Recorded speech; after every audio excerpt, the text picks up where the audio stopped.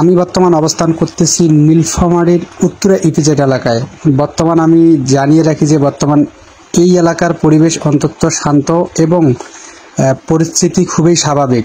দূরপাল্লার যান চলাচল স্বাভাবিক রয়েছে এবং আমরা যতটুকু দেখতে পেরেছি প্রশাসনের 1 কিলোমিটার দূর থেকে প্রশাসন মোতায়েন করা হয়েছে।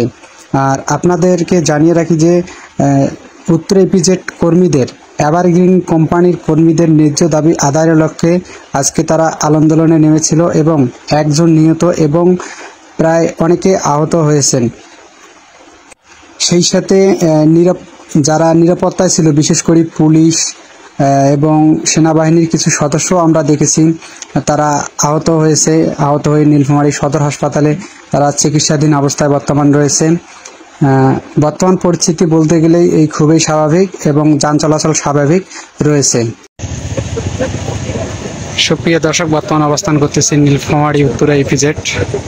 আপনারা জানেন সকাল থেকে এখানে শ্রমিকদের ন্যায্য দাবি আদায়ের লক্ষ্যে আন্দোলনে নেমেছিল।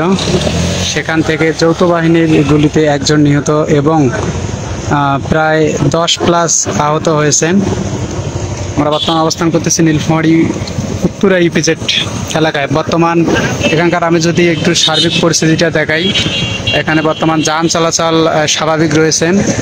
বর্তমান কোনো ধরনের বাধা নেই, আপনারা সুন্দরভাবে চলাফেরা করতে পারবেন।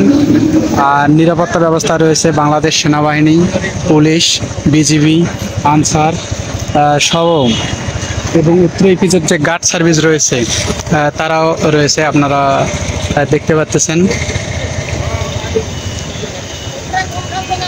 বলা চলে সব মিলিয়ে বর্তমান উত্তরা ইপিজেডের পরিবেশ শান্ত। আপনারা নির্বিঘ্নে সৈয়দপুর টু নীলফামারী রোডে চলাচল করতে পারেন।